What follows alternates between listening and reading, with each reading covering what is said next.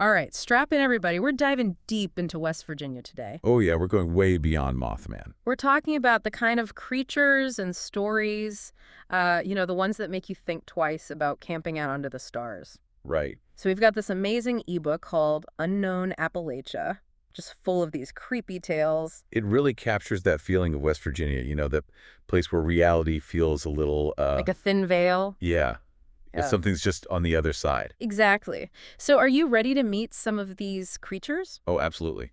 Lay it on me. Okay, first up, the Vegetable Man. Interesting. And this isn't some cute little garden gnome. We're talking 7 feet tall, green, plant-like skin, suction cup fingers, glowing red eyes. Whoa, hang on, back up. Section cup fingers. You heard that right. This thing was sighted back in '68 by Jennings Frederick. Okay, but what makes it so vegetable deep? Like, is it made of plants? Well, that's the creepy part. It supposedly spoke to Jennings, in his mind. Telepathy. No way. Hold on. So this plant thing can read minds. That's a whole new level of creepy. It definitely is, and it leaves us with more questions than answers. Is it an alien? A nature spirit? Or maybe some government experiment? Who knows? But it plays right into that whole thin veil idea in West Virginia. Like, nature itself is different there. I'm starting to see what you mean. Okay, ready for something bigger? Hit me. Sheep squatch. Sheep squatch. Is that like Bigfoot's cousin? Not even close. Imagine Bigfoot, but with thick, matted wool, horns, and a smell that would knock you off your feet. Okay, now that's just gross. What does it smell like? The ebook describes it as sulfur and decay. Oh, yeah. No thanks. I'll pass. And this one isn't hiding in the shadows either. It's aggressive. Chases cars, charges at people. Whoa, wait. So this isn't your typical shy Bigfoot? Nope, it's like something's driving it. Some deep-seated rage. Maybe it's connected to those Native American legends about vengeful spirits in the mountains. Oh, now that's a thought. Like the land itself is angry. It makes you wonder, right? Yeah. Speaking of things that make you wonder, how about a creature that's 8 feet tall, smooth, pale skin, but no head? Hold up. Did you say no head? Yep, the Grafton Monster. Just a blank space where its head should be. Okay, that is officially nightmare fuel. And it gets creepier. This thing is fast. A journalist named Robert Cockrell saw it vanish in the blink of an eye. So we've got massive, headless, and speedy. What are we even dealing with here? Could be an interdimensional being, a spirit, maybe even a government experiment gone wrong. It's interesting how the headless thing pops up in folklore all over the world. Right. Why is that so scary? Is it the lack of eyes? Maybe. Or maybe it's just that we can't figure out what it's thinking. It's like it's missing the part of it that makes it human. Yeah. Okay, ready for some deep, dark water now. Uh-oh. What have we got? The Ogwa, West Virginia's very own river monster. Oh, I'm already getting chills. And this thing is old. We're talking older than European settlers. What's older than America? Way older. The Shawnee tribe had legends about a massive creature in the rivers. So it's not just some fish story, huh? Nope. And the stories are always the same. A giant beast with a huge appetite, something that could take down deer, even people. Yeesh. But here's what's interesting. The Ogwa doesn't just go after animals.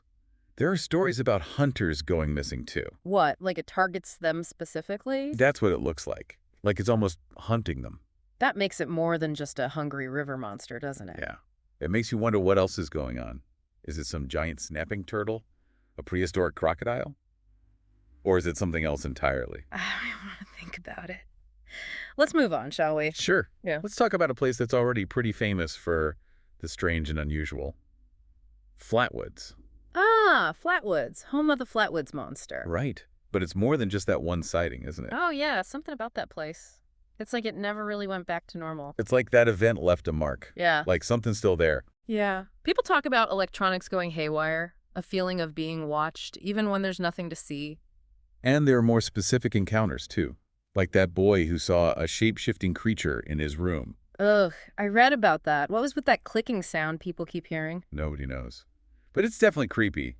It makes you wonder if whatever those visitors were, they left something behind. Like a souvenir. I don't think I'd want that kind of souvenir. I think we're back to that thin veil idea again.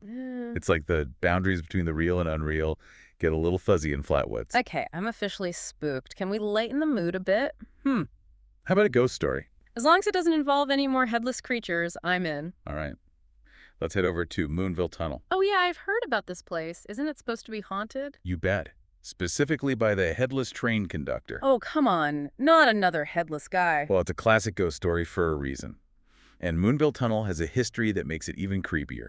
Lots of accidents, deaths on the tracks. So it's like the tunnel itself is soaked in tragedy. Exactly. And that's where the headless train conductor comes in. The story goes that a train worker was decapitated by a locomotive back in the 1800s. And now his ghost roams the tunnel, looking for his missing head. Okay, that is just sad, but also terrifying. People report seeing a lantern in the darkness, hearing footsteps, even feeling a cold spot. I heard some ghost hunters even caught a dragging sound on their recordings, like someone was searching for something. It makes you think, doesn't it? Why is this particular ghost so attached to this place?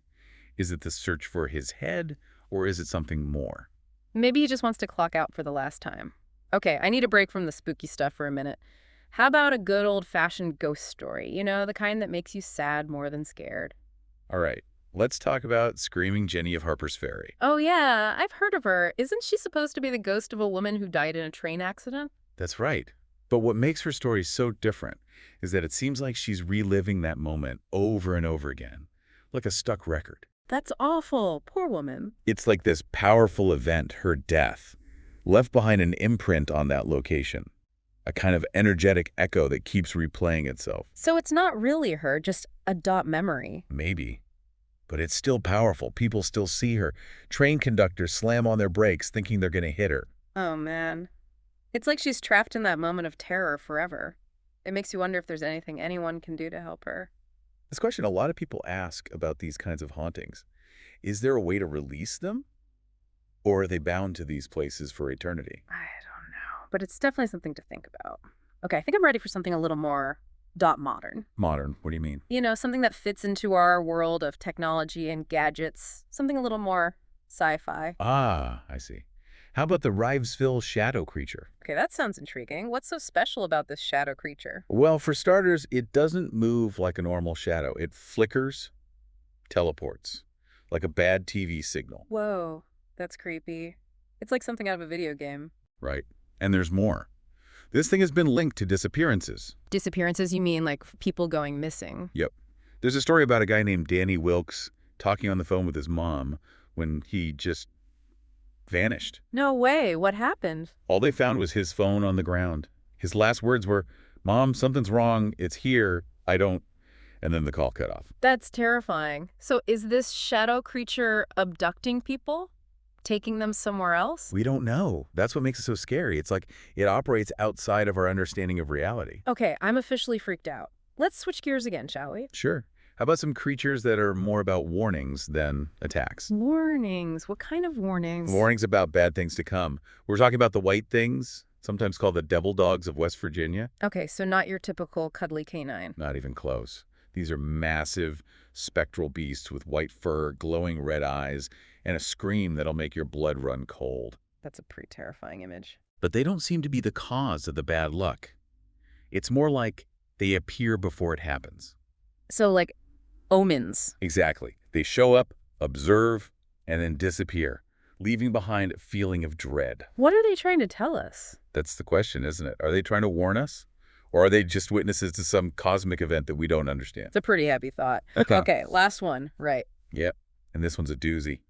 The Lost Town of Port Royal. Lost town? You mean like a ghost town? Not exactly. This town didn't just get abandoned, it completely vanished. No trace, no explanation. What? How is that even possible? Like it just disappeared into thin air. That's what it looks like. And people report seeing glimpses of it. Empty buildings, flickering lights, even the sound of a train whistle. Whoa. So like a phantom town? Yeah, something like that. Huh? Some think it was a covered-up disaster. Others think it was a government experiment gone wrong.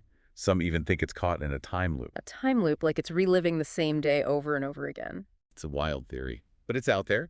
And then there are those who think it never really existed in our reality to begin with. Okay, my head hurts. So what happens if it comes back? Like, fully returns? That's a good question. And there's one more detail that makes it even creepier. People report seeing a figure watching them. Watching them. Like a ghost. Maybe? Some say it waves, as if it's trying to get them to come closer. Nope. I'm so not going anywhere near that town. I think I've had enough creepy for one day. Thinking about all these creatures, it really shows you how much variety there is in West Virginia folklore. Absolutely. It's like a greatest hits album of the strange and spooky. We've got plant monsters, shadow creatures, a whole town that plays hide and seek with reality. And each story tells us something about the people who created them, their hopes and fears, their connection to the land. Right. And maybe even something about what lies just beyond our understanding. I think that's why these stories stick with us. They offer a glimpse into a world where anything's possible, where logic takes a backseat to the imagination. Okay, confession time. I'm definitely a little more spooked about going camping after this. Uh-huh. That's probably a good thing. A little healthy fear keeps you on your toes. And it makes you appreciate how much we still don't know about the world. Exactly. We like to think we've figured it all out, but these stories remind us that there's still a lot of mystery out there. And that's a good thing. It keeps things interesting, right? Absolutely. It keeps us wondering, keeps us exploring, keeps us telling stories. Well, I don't know about you, but my head is spinning after this deep dive. Mine too. Yeah. But it's a good kind of spin, Yeah. The kind that makes you want to go out and learn more. So, dear listeners, as we wrap up this episode, we want to hear from you. Which creature or story really got under your skin? What resonated with you? What questions are still swirling in your mind? Head over to our social media or drop us a line on the website. Let's keep this conversation going. Because that's what this is all about, right? Sharing these stories, exploring the unknown, and keeping that sense of wonder alive. And who knows, maybe you'll even come up with a new creature or legend to add to the collection. Now, that would be something. Until next time, keep your eyes peeled for the extraordinary, because you never know what might be lurking just around the corner. And maybe sleep with the lights on for a couple of nights, just in case.